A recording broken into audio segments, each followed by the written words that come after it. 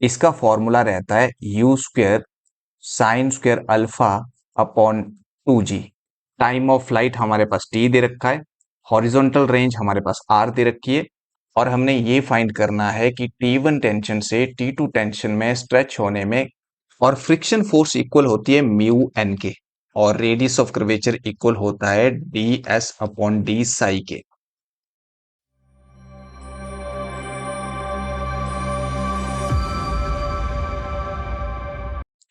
Hello everyone, आज हम पढ़ेंगे मैकेनिक्स और इसमें हम एचपीयू 2024 में आए हुए क्वेश्चन डिस्कस करेंगे।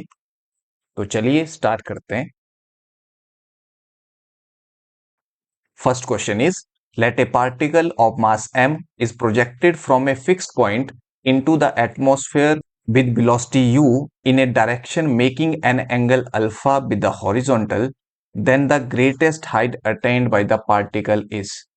क्वेश्चन कह रहा है कि कोई पार्टिकल है मास m का, मान लो ये पार्टिकल यहाँ पे है, इसका मास m है और इसको एटमॉस्फेयर में ऐसे प्रोजेक्ट किया जाता है, और ये जो प्रोजेक्टाइल मोशन है ये एंगल अल्फा बनाता है हॉरिजॉन्टल के साथ, यानी एंगल ऑफ प्रोजेक्शन यहाँ पे अल्फा है, और वेलोसिटी ऑफ प्रोजेक्शन हमारे पास u है, और मान लो ये जो पॉइंट है ये मैक्सिमम हाइट पे है, तो ये जो हाइट यहाँ पे होगी ग्रेटेस्ट हाइट, यही हमने फाइंड करनी है।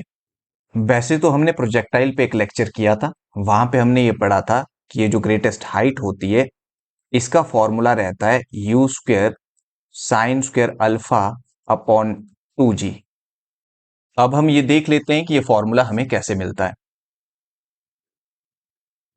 हम जानते हैं कि इनिशियल वेलोसिटी के दो कंपोनेंट होते हैं, एक हॉरिजॉन्टल कंपोनेंट और एक वर्टिकल कंपोनेंट, और वर्टिकल कंपोनेंट जिसे हम यू वाई से डिनोट करते हैं वो इक्वल होता है यू साइन अल्फा के।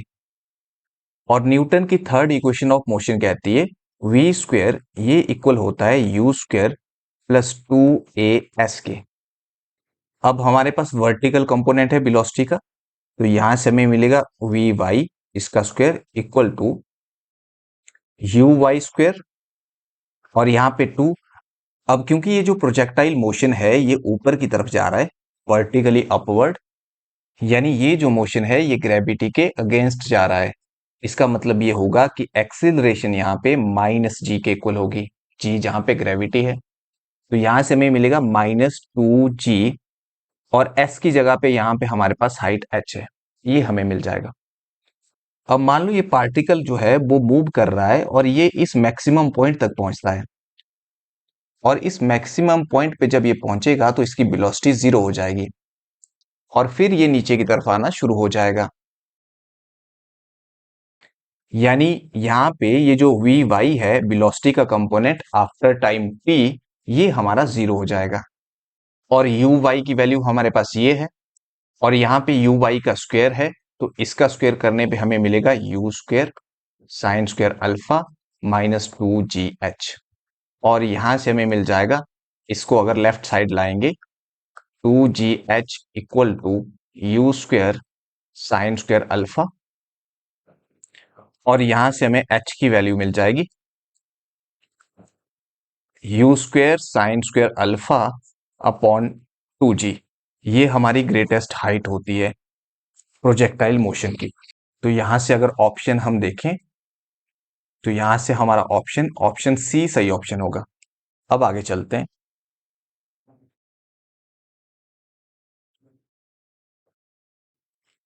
Next question is, if the time of flight of the bullet over a horizontal range r is t, then the angle of projection is।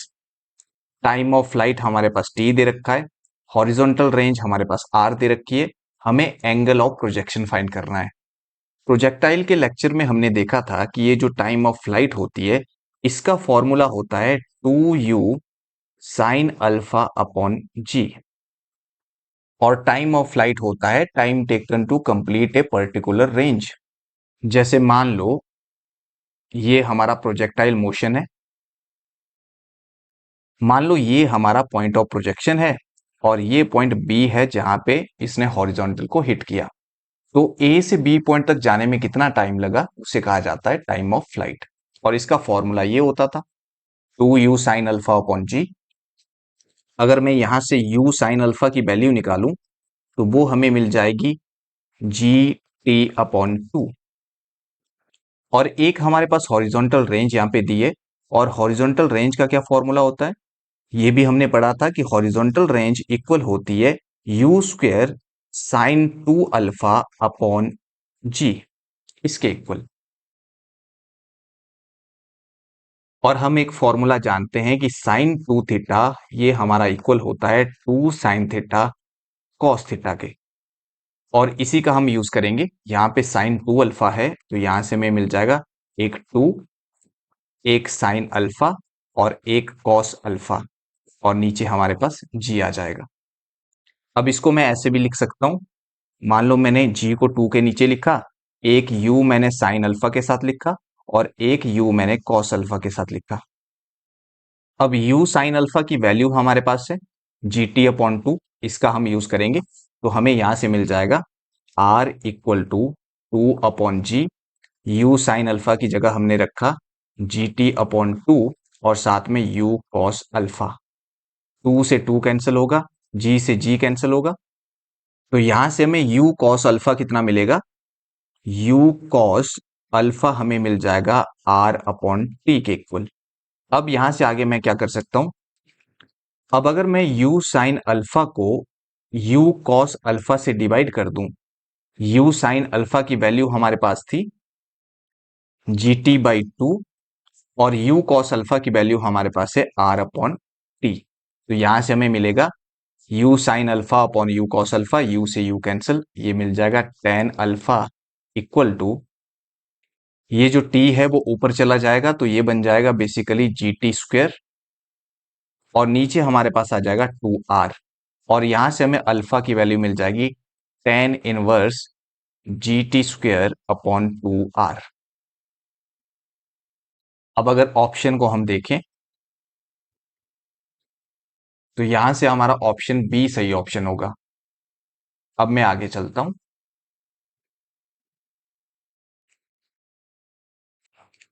Next question is the natural length of an elastic string is L and its modulus of elasticity be lambda, then the work done in stretching it from tension T1 to tension T2 is।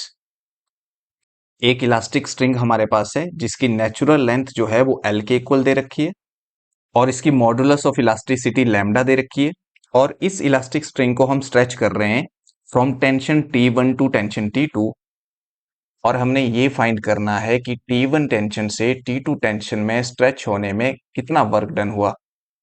Hooke's law की statement हम जानते हैं। Hooke's law क्या कहता है,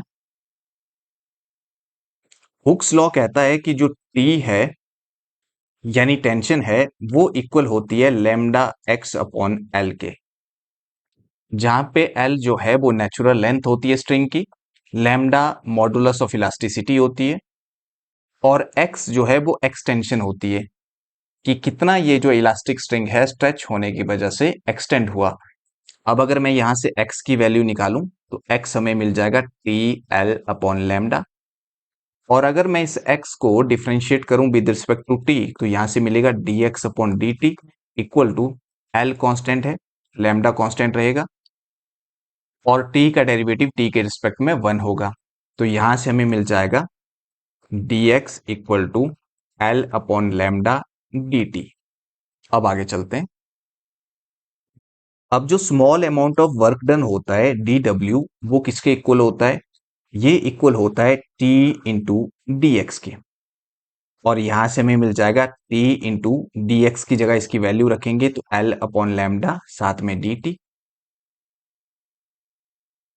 ये हमारा small amount of work done है, और हमने वर्क डन फाइंड करना है T1 टेंशन से T2 टेंशन जाने में, तो उसके लिए हम यहाँ पे इंटीग्रेशन करेंगे, और इंटीग्रेशन की लिमिट हमारी रहेगी T1 से T2, और यहाँ पे dw हमारे पास है, और इस तरफ आ जाएगा l अपॉन लैम्डा बाहर t dt, और लिमिट रहेगी T1 से लेकर T2 तक।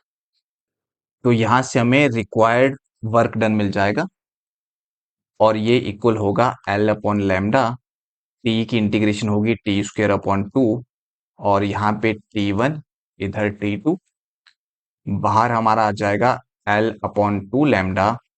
अपर लिमिट पुट करेंगे तो T2 का स्क्वायर मिलेगा माइनस लोअर लिमिट T1 का स्क्वायर, और ये हमारा वर्क डन रहेगा। अगर ऑप्शन को हम देखें,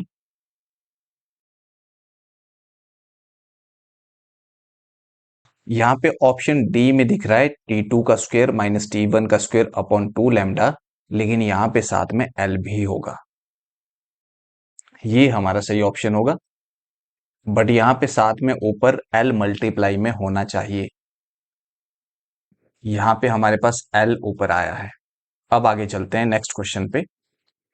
next question is the least force required to pull a body of weight W on a rough horizontal plane is. मान लो ये हमारा रफ हॉरिजॉन्टल प्लेन है और यहाँ पे हमारे पास एक बॉडी है, इसका वेट यहाँ पे नीचे की तरफ लग रहा है और वेट इसका W है, और इसको हमें पुल करना है। तो हमारी जो फोर्स होगी वो इस डायरेक्शन में लगेगी, और मान लो ये जो है यहाँ पे एंगल बनाता है हमारा थीटा। तो ये जो फोर्स हम लगाएंगे इसके दो कंपोनेंट होंगे, एक होगा हॉरिजॉन्टल कंपोनेंट, वो इक्वल होगा F cos थीटा के, F cos ऑफ थीटा, और एक होगा इसका वर्टिकल कंपोनेंट जो ऊपर की तरफ को लगेगा, और इनिशियल फोर्स का जो वर्टिकल कंपोनेंट होगा वो इक्वल होगा F sin थीटा के। अब इसका वेट नीचे को है तो ऊपर को एक नॉर्मल रिएक्शन होगा, उसको हम कहेंगे N, और एक और फोर्स इस तरफ को लगेगी, वो होगी फ्रिक्शन फोर्स, और फ्रिक्शन फोर्स इक्वल होती है म्यू एन के, जो फ्रिक्शन की वजह से लग रही है। अब यहां पे होगा क्या, अगर पहले हम हॉरिजॉन्टल की बात करें तो यहां पे हमारे पास हॉरिजॉन्टल कंपोनेंट है फोर्स का F cos theta,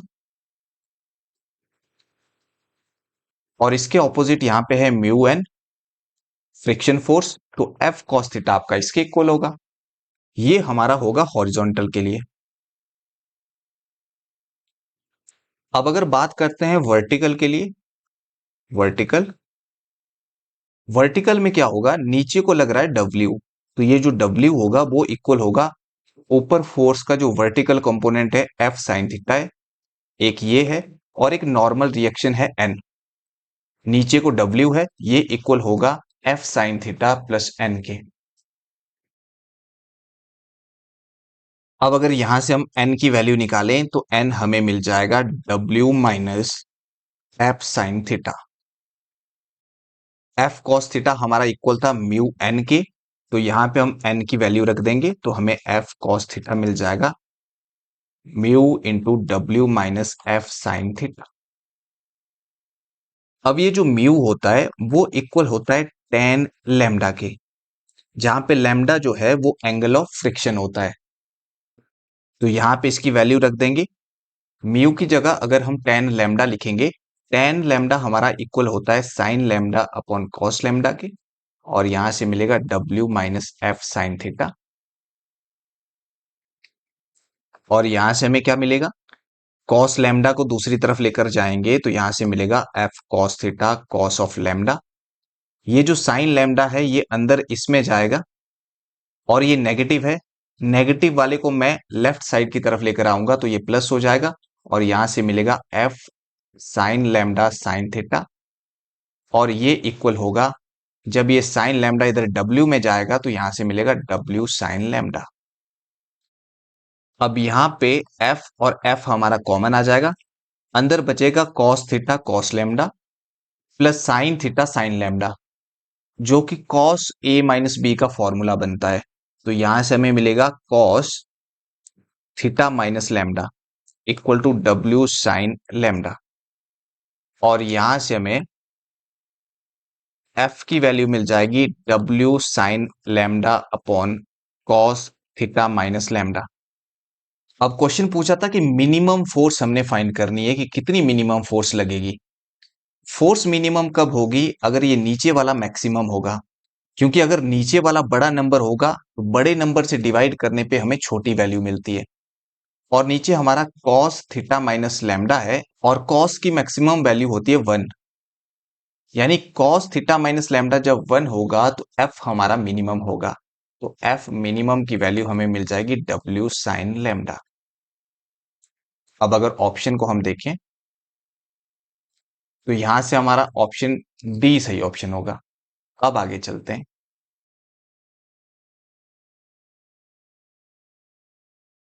next question is a particle moves in A curve so that its tangential and normal acceleration are equal and the angular velocity of the tangent is constant, then its path in usual notation is। Question कह रहा है कि कोई particle move करता है किसी curve में और उसकी जो टेंजेंशियल और नॉर्मल एक्सेलरेशन है वो इक्वल है और टेंजेंट की एंगुलर वेलोसिटी कांस्टेंट दे रखी है, तो हमने बताना है कि इसका पाथ क्या होगा। अब यहां पे क्योंकि टेंजेंशियल एक्सेलरेशन और नॉर्मल एक्सेलरेशन बराबर दे रखी है और टेंजेंशियल एक्सेलरेशन इक्वल होती है v D V upon D S के और नॉर्मल एक्सेलरेशन इक्वल होती है वी स्क्वेयर अपॉन रो के। रो जहां पे रेडियस ऑफ कर्वेचर होता है, रो रेडियस ऑफ कर्वेचर है और रेडियस ऑफ कर्वेचर इक्वल होता है d S upon D psi के।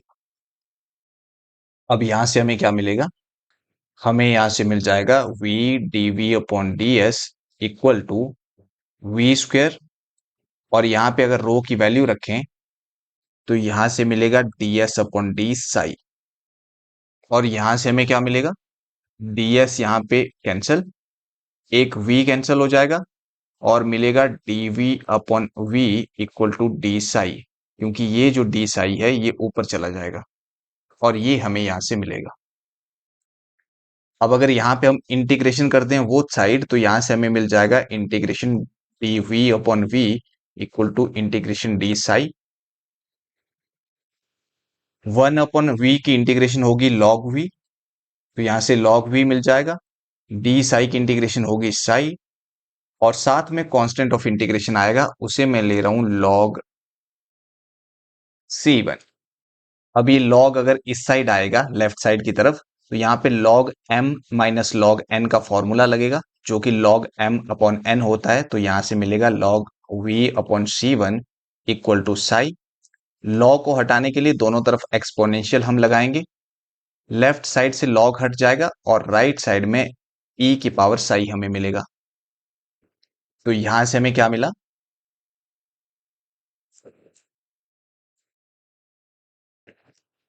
तो यहां से हमें मिल जाएगा v equal to c one e की पावर साई। और क्वेश्चन में हमारे पास दे रखा था कि एंगुलर वेलोसिटी जो ओमेगा होती है वो कांस्टेंट है और ये इक्वल होती है D psi upon D T के और v तो हम जानते हैं वेलोसिटी, ये इक्वल होती है d S upon D T के। अब ये जो D S upon D T है इसे मैं कैसे लिख सकता हूं, डी एस यहां पे लिख देता हूं डी टी और इधर लगा देता हूं डी शाई और यहाँ पे डी शाई। अब ये जो वैल्यू हमारी है ये वैल्यू है ओमेगा की और D S upon D psi हमारा होता है रेडियस ऑफ कर्वेचर के इक्वल। तो यहां से हमें मिल गया v equal to rho omega. अब ये वैल्यू v की है और ये भी v की वैल्यू है तो ये दोनों वैल्यू आपस में बराबर होगी, तो यहां से हमें मिलेगा rho omega equal to c one e की पावर साई और रो हमारा होता है d S upon D psi. ये ओमेगा दूसरी तरफ जाएगा तो यहां से मिलेगा c one upon omega e power psi और यहां से हमें मिलेगा d S equal to c one upon omega e power psi और साथ में डी साई। अब आगे चलते हैं, अब इसको इंटीग्रेट करते हैं क्योंकि हमें s की वैल्यू चाहिए। अब इंटीग्रेशन करेंगे तो ds की इंटीग्रेशन हमें मिल जाएगी s। अब इस तरफ अगर इंटीग्रेशन करेंगे तो c1 हमारा कांस्टेंट है, ओमेगा कांस्टेंट है, e की साई की इंटीग्रेशन e की साई होती है और एक कांस्टेंट ऑफ इंटीग्रेशन हम यूज कर सकते हैं b यहां पे। अब c1 और ओमेगा कांस्टेंट है तो ये दोनों कांस्टेंट है तो इसको हम नया नाम दे देते हैं a, कांस्टेंट a और यहाँ पे e की पावर साई प्लस b, ये हमें पाथ मिल जाएगा। अब ऑप्शन देख लेते हैं, यहां से ऑप्शन बी हमारा सही ऑप्शन होगा।